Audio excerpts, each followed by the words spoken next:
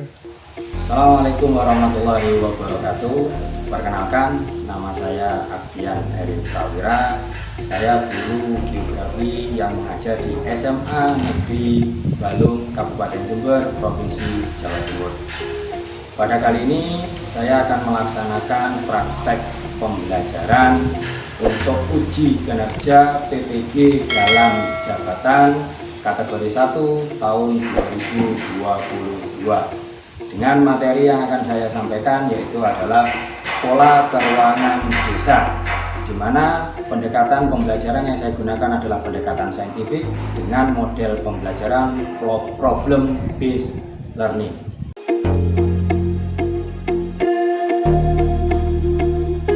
Assalamualaikum warahmatullahi wabarakatuh.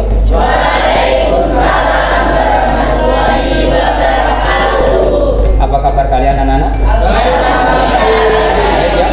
Semoga kita selalu diberikan kesehatan ya, agar bisa mengikuti pembelajaran sampai akhir. Oke, sebelum kita memulai pembelajaran, kita berdoa terlebih dahulu agar apa yang kita pelajari nanti bisa bermanfaat di kehidupan selanjutnya. Silakan ketua kelas memimpin berdoa. Sebelum mulai pelajaran pada hari ini, marilah kita berdoa. Berdoa dimulai. Sampai diakhiri. Saya absen terlebih dahulu ya. Adi Maula Robi, Andini Viviani, Cecilia Anggita Putri, Valencia Ajeng Safa Salsabila, Hagum Masuda, Yusril Manafiul Qadri. Pada pertemuan kali ini akan membahas tentang pola keuangan desa dan kota. Pada khususnya yaitu nanti kita membahas tentang keuangan desa. Pada pertemuan sebelumnya, sebelum kita melaksanakan penilaian harian pertama kemarin tentang perwilayahan dan tata ruang, kita sudah membahas tentang wilayah, tentang apa itu wilayah, apa itu perwilayahan, yang mana secara praktek, secara nyata kita membahas tentang desa dan kota, yang mana desa dan kota adalah salah satu dari wilayah. Nah, tujuan kita mempelajari tentang pola keuangan desa kota yang pertama di sini yaitu adalah kalian selaku siswa mampu menjelaskan struktur keuangan dan ciri fisik serta perkembangan desa dengan baik. Nih, yang kedua, kalian selaku siswa mampu menganalisis tentang pola keuangan desa tempat tinggal kalian sendiri. Dari ini nanti kalian akan bisa menganalisis, oh ternyata kenapa sih kok perumahan di rumah saya seperti ini, kenapa desa saya kok mungkin pemukimannya bentuknya seperti ini. Nanti setelah kita mempelajari materi ini kita akan belajar tentang itu. Sebelumnya di sini, nah ada gambar. Nah ini adalah SMA kita ya, SMA Negeri Balung. Ya. Pernahkah kalian ya membahas atau mengamati pola keuangan tempat tinggal kalian? Mungkin dari Google Maps, mungkin dari Google Earth. Dari situ kita sebenarnya bisa menganalisis kenapa sih kok pemukiman berkumpulnya di sana? Ada apa kok mengelompok? Nah ini nanti kita akan pelajari di sana. Seperti biasa, sebelum kita memulai pembelajaran, kita akan melakukan pre-test. Linknya, kodenya. Nama pakai nama lengkap tanpa absen, tidak apa-apa.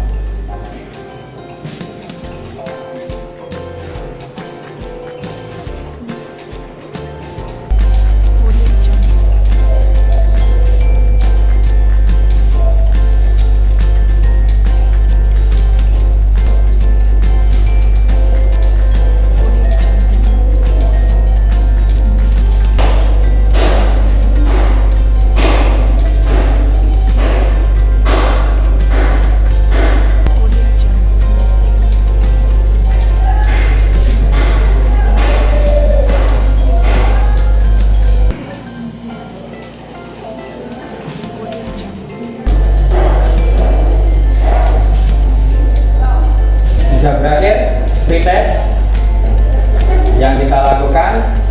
Nah, oke, itu tadi hasil dari pretestnya, nanti bisa diperbaiki di post test. kita langsung masuk pada materi yang akan kita bahas. Sebelumnya saya akan bertanya, apa sih desa? Ketika kalian mendengar kata desa, Biasanya desa mayoritas penduduknya bermata pencaharian agraris. sebagai petani. Ya. Apa sih desa itu sebenarnya? Desa kalau secara etimologi, ya, secara etimologi atau secara tata bahasa, desa itu berasal dari bahasa Sanskerta yang artinya yaitu dari kata desi yang artinya adalah tanah lain.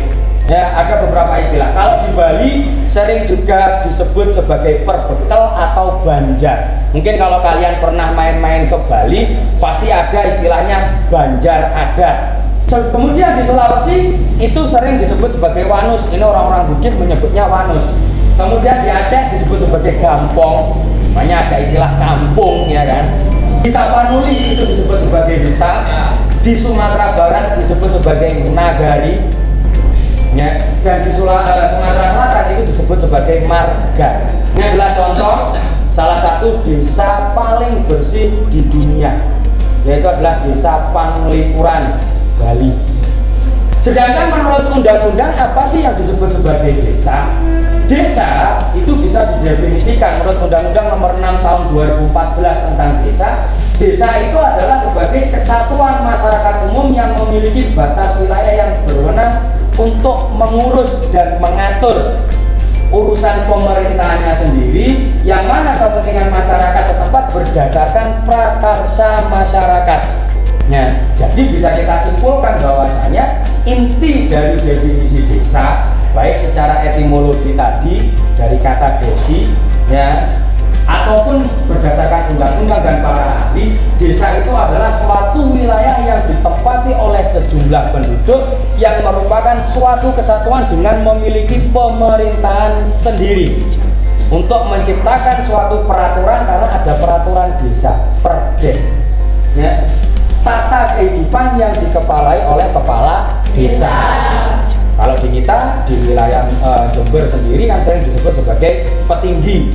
Selanjutnya potensi desa. Desa itu memiliki dua potensi yang nanti bisa terkait dalam perkembangan desa di masa yang akan datang. Yang pertama, potensi fisik. Potensi fisik desa itu kaitannya dengan penduduknya, manusianya, ya. Ada hewannya, hewan-hewan yang tumbuhannya yang hidup, lahannya, dan air dan iklim. Ini adalah potensi fisik desa. Di desa juga ada potensi non fisik, yaitu adalah perkumpulan masyarakat desa, lembaga masyarakat, dan perangkat desanya yang disebut sebagai potensi non fisik. Nah, berdasarkan perkembangan desa sendiri, desa itu dibagi menjadi 3. Silakan mungkin kalian analisis kira-kira desamu itu masuk desa yang mana. Ya, yang pertama ada yang disebut sebagai desa swadaya.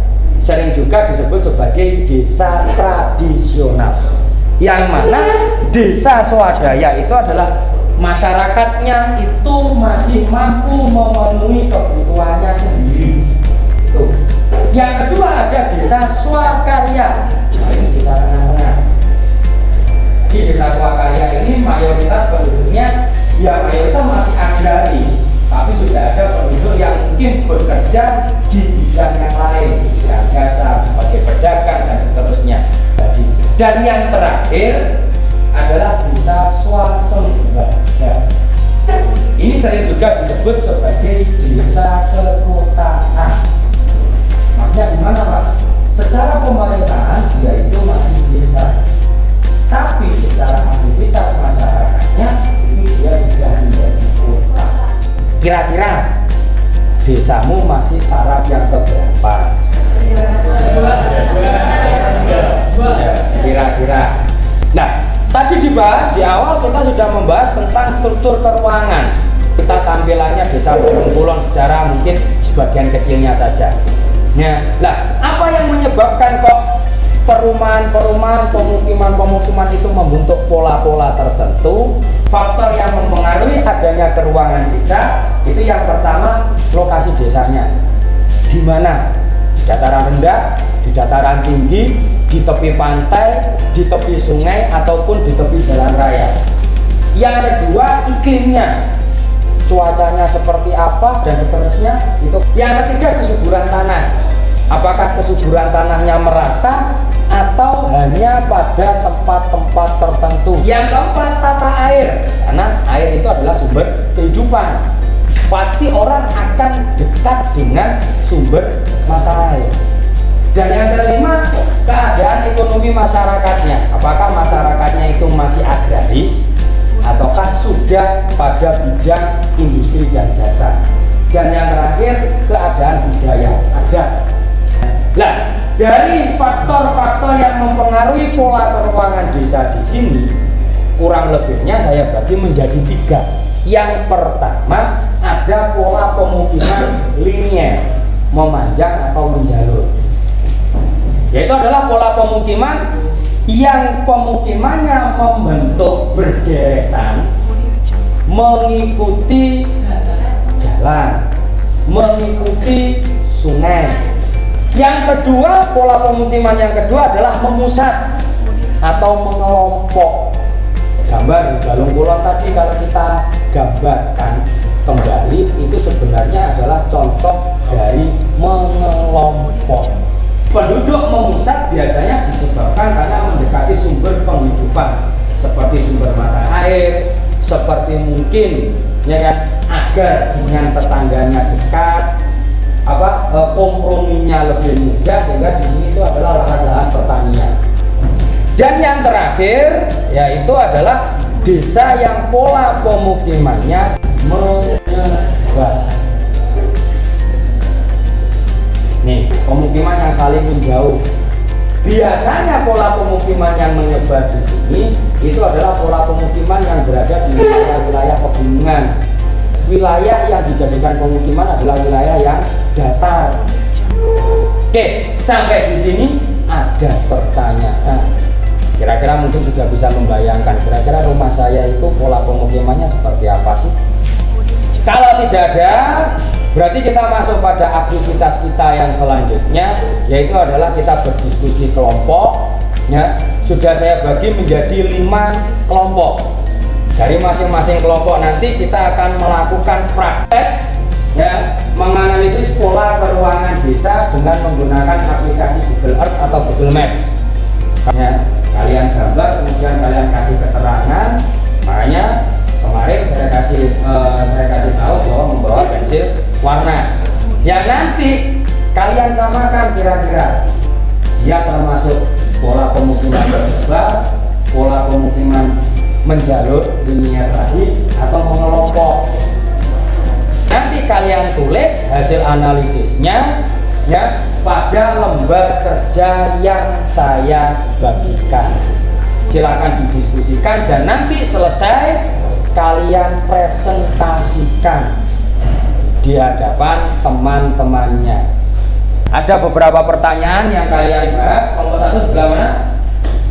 Kelompok 1, kelompok 2, kelompok 3. Ini 5 kelompok. Silakan ke kelompoknya ya.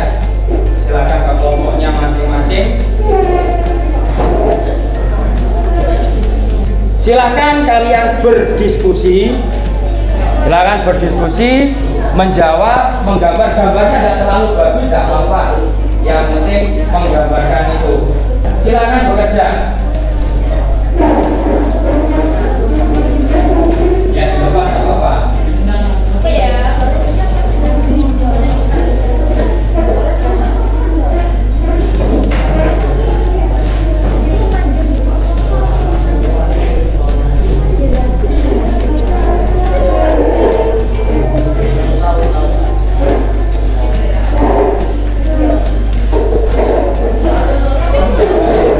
Sudah.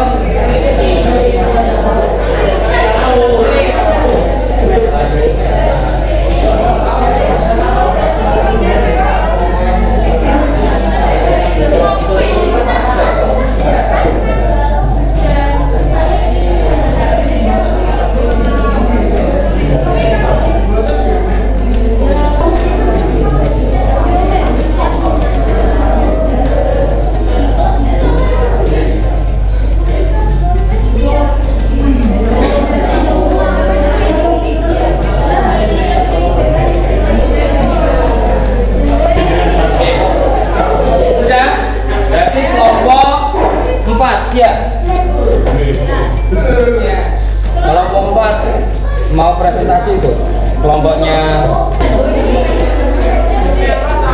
Silakan kelompok mau presentasi dulu. Silakan masuk ke depan.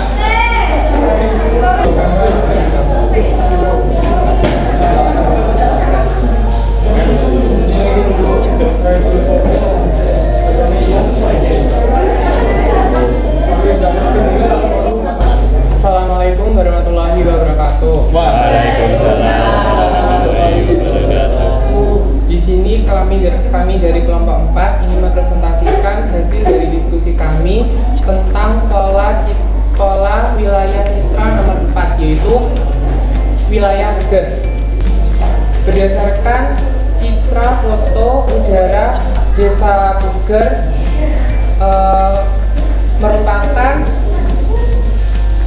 merupakan pola memanjang dan menjalur atau land village community. Karena pola ini biasanya mengikuti jalur utama seperti sungai, pantai, dan di daerah pantai agak melandai.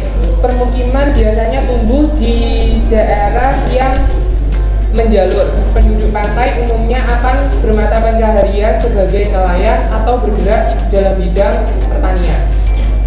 Potensinya itu ada laut, sawah, pemukiman, sama kesimpulannya adalah citra nomor 4 yaitu citra wilayah Puger banyak didominasi oleh persawahan, pemukiman, dan kelautan dengan pola desa yang memanjang atau menjalur yaitu land village community. Mungkin ada pertanyaan bisa diajukan. Apa?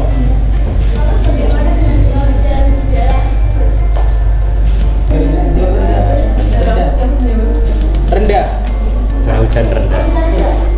karena awan hujan tertiup angin sehingga Oke ya, sebenarnya jawaban dari Pak Mi yang awal tadi itu yang lebih masuk akal. Setuju kan? Kenapa kok tidak? Karena memang terbawa oleh angin. Lah, ada fakta. Rata-rata sawah di daerah pesisir pantai itu pasti sawahnya adalah sawah irigasi, bukan sawah pada hujan. Sudah sangat baik dari presentasinya, mungkin nanti bisa diperbaiki ya hasilnya tadi. Tepuk tangan untuk kelompok 4. Bisa ditutup. Pilih saja. Nomor 2, silakan nomor 2. Assalamualaikum warahmatullahi wabarakatuh. Kami dari kelompok 2 ingin mempresentasikan tentang citra 2. Baik, untuk pola pemukiman di daerah Desa Puger yaitu mengelompok karena berdekatan dengan sawah, dan sawah merupakan salah satu kebutuhan pokok manusia karena kebutuhan pangan sehari-hari. Dan pada pola ini penduduk desa membangun perumahan atau rumah-rumah pada wilayah yang terpusat.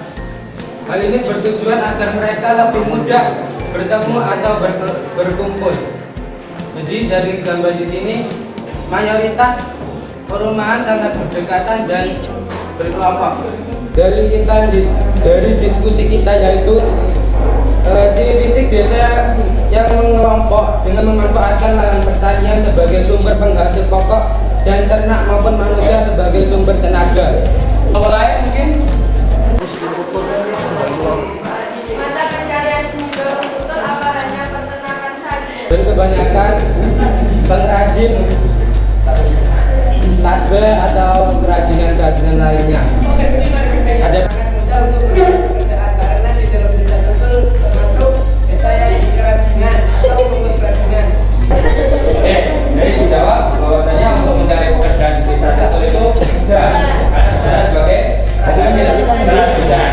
Oke, bagaimana? Oke, terima kasih. Tepuk tangan. Silakan. Di sini terdapat gambar danau Ranu Brati. Pada struktur atau pola ruangan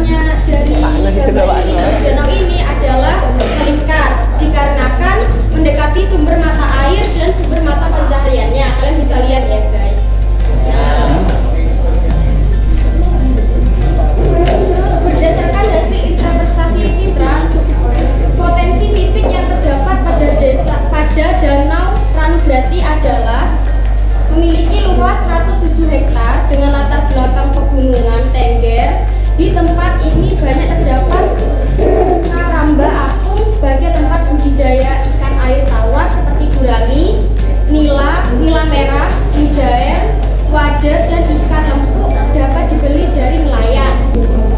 Jadi kesimpulannya, karena kependudukannya meningkat, maka di sekitar mata air ini sehingga budidaya ikan air tawar bisa menjadi sumber pangan dan sumber mata pencaharian. Danau ini juga menjadi sumber mata air bagi penduduk yang berada di yang tinggal di sekitar Danau Ranubati. Silakan, ada pertanyaan? Bagaimana pemanfaatan sumber daya yang digali selain dari danau itu, selain airnya atau isinya, apa yang bisa menjadi potensi sebagai mendorong perekonomian para warga di daerah tersebut?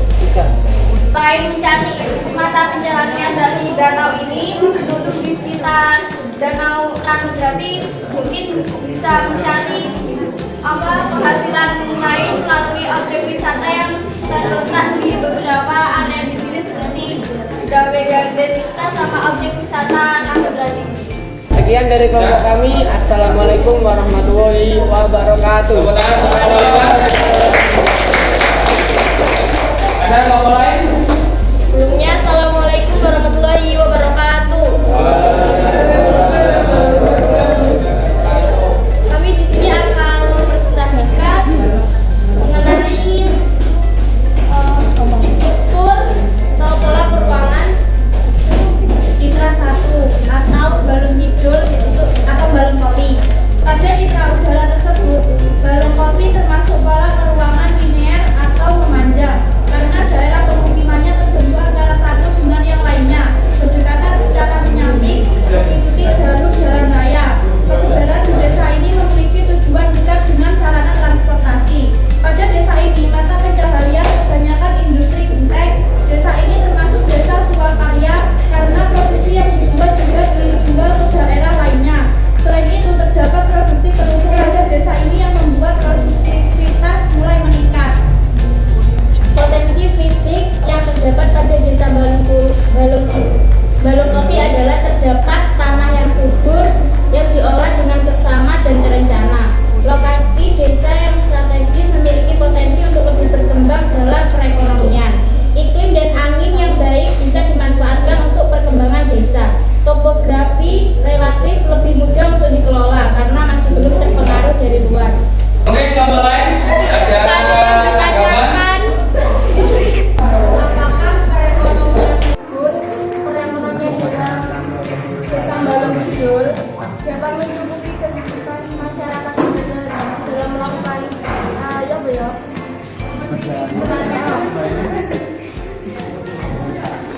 kemungkinan bisa, tapi belum dengan kebutuhan yang lainnya. Warahmatullahi wabarakatuh.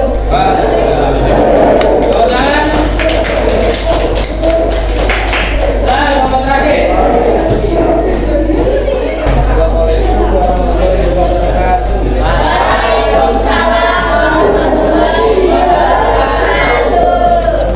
Pada Kecamatan Pati menunjukkan pola terbesar karena Kecamatan Pati merupakan daerah permukiman dataran tinggi atau pegunungan.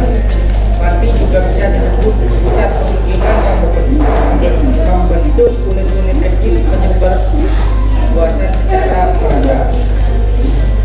Potensi fisik dari Kecamatan Pati meliputi tanah yang subur, jadi mempengaruhi pada mata pencaharian yaitu petani pekebun. Kesimpulan yaitu daerah Pati memiliki pola keuangan terbesar dan memiliki potensi alam keuangan terbesar dan memiliki potensi alam yang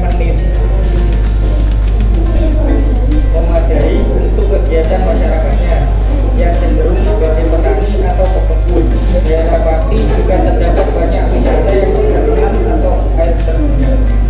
Mulai, ada tanggapan? Dari kelompok yang terakhir tentang pola pemukiman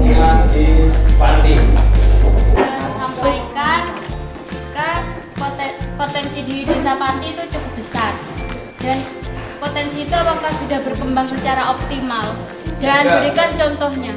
Salah satu contohnya. Karena daerah kami itu sering terjadi longsor kan. Maka dari itu potensi curah hujan di situ tuh cukup tinggi. Karena kan tanah di situ juga bukan gembur. Kan itu dari potensi iklim. Kalau dari yang lainnya? Bisa dari wisata, bisa dari perkebunan, contohnya wisata juga, contohnya air terjun Tancah, terus perkebunan, penghasilan durian juga ada di situ.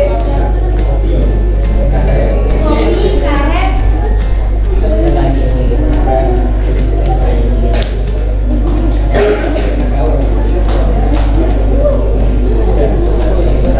dari jadi sayur ada bapak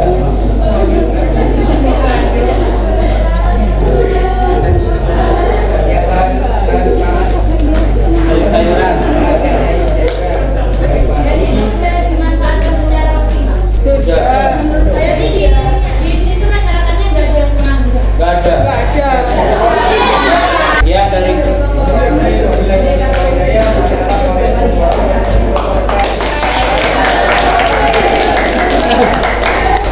itu ya hasil dari presentasi dari masing-masing kelompok. Ternyata ada beberapa apa yang kalian kerjakan tadi dari tanggapan teman-temanmu seperti kelompok 4 tadi ternyata belum menuliskan tentang mungkin curah hujannya, potensi iklimnya. Mungkin bisa ditambahin nanti ya di LKPD-nya. Tadi sudah dijawab, kenapa kok rendah? Karena terbawa oleh angin dari laut yang kemudian ya, tadi sudah dijawab. Terus kemudian tadi di kelompok 2 kaitan dengan balung tutul. Memang ada yang lupa tadi, potensi balung tutul itu adalah kerajinan, bukan hanya nasional, bahkan sudah internasional. Nih, berarti perlu dituliskan juga di LKPD-nya tadi. Terus kemudian tadi di kelompok 1 kaitan dengan aktivitas manusianya, ternyata banyak pengangguran dan ternyata di Balung Kopi juga banyak warung yang buka mungkin 1 bulan tutup lagi, ya kan? 1 bulan tutup lagi, entah itu karena kalah dukun atau bagaimana, ya kan? Atau karena memang mungkin perekonomian masyarakatnya itu tidak suka membeli, ya itu bisa dimasukkan ke LKPD-nya, ya ditambahkan lagi ke LKPD-nya. Dan yang terakhir di kelompok yang kelompok 5 tadi, potensi wisata juga belum dituliskan, mohon dituliskan ya di LKPD-nya. Dan yang terakhir kelompok yang keempat tadi juga kelompok 3 panti tadi kaitannya dengan bagaimana pemanfaatan maksimal dari potensi fisiknya. Silakan berdiskusi, ya kan, ditambahi LKPD-nya berdasarkan tanggapan dari teman-temanmu tadi, ya. Silakan dituliskan kemudian dikumpulkan LKPD-nya. Silakan ditambahi apa yang kurang dari tanggapan teman-temanmu.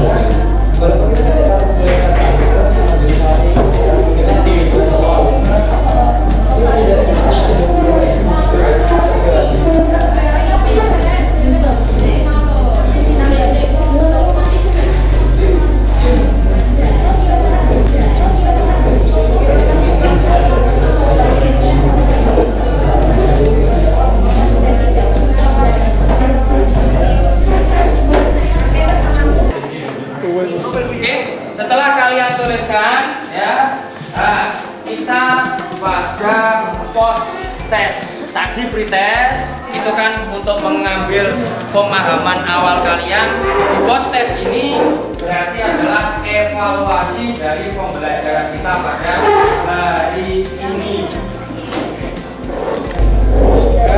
Silakan bisa langsung masuk. Oke, kita mulai.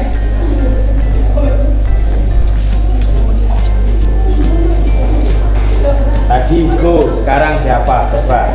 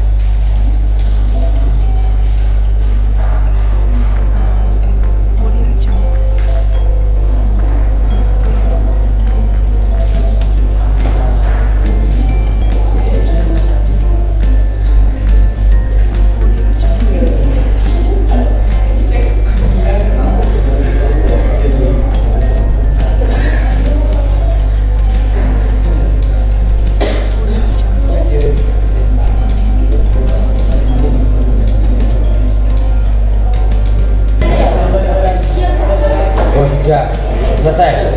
Oke, selesai ya.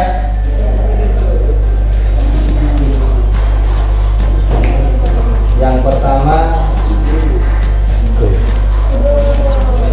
masih tetap ikut. Oke, itu dari apa hasil dari post test kalian. Oke, mungkin sebelum kita mengakhiri pembelajaran, mungkin ada yang bisa menyimpulkan dari pembelajaran kita pada hari ini. Bahwasanya desa itu adalah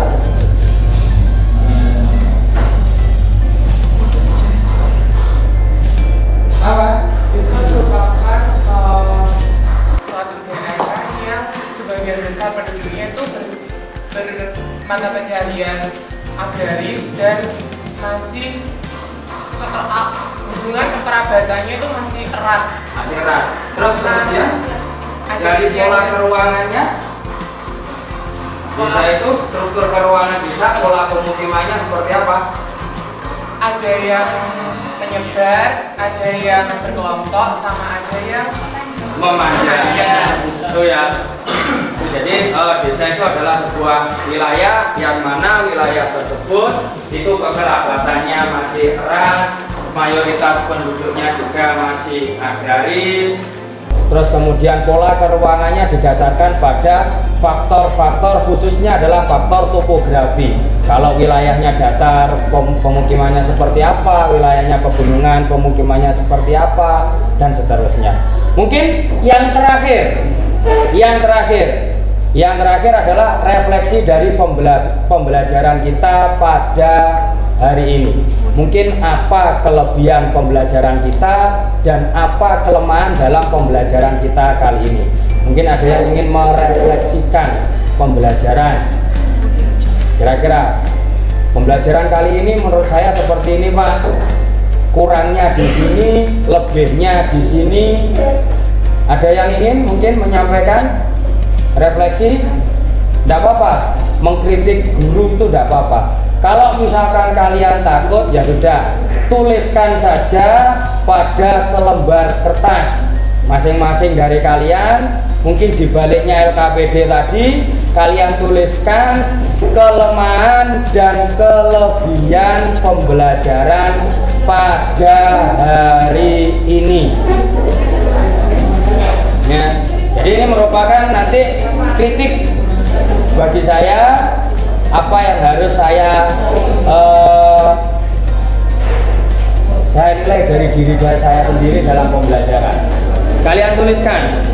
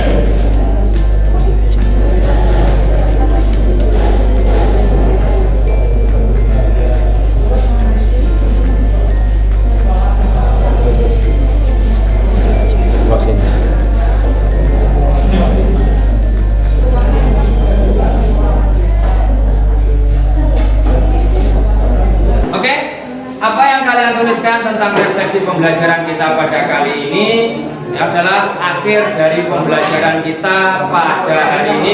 Mohon LKPD dikumpulkan, ketua kelas silakan dikumpulkan LKPD-nya untuk nanti saya nilai.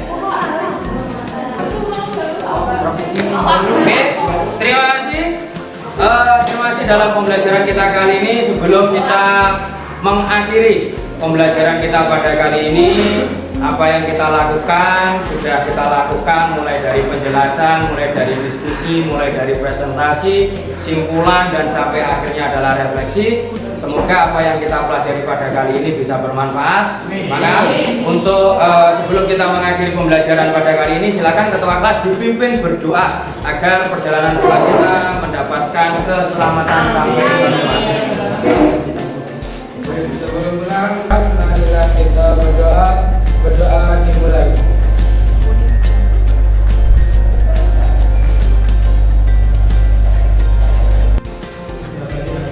Terima kasih atas semuanya. Sekali lagi pembelajaran selanjutnya nanti kita akan mempelajari tentang apa itu pola-pola keruangan kota dan seterusnya. Saya akhiri sampai sini. Akhirul kalam. Wassalamualaikum warahmatullahi wabarakatuh. Waalaikumsalam.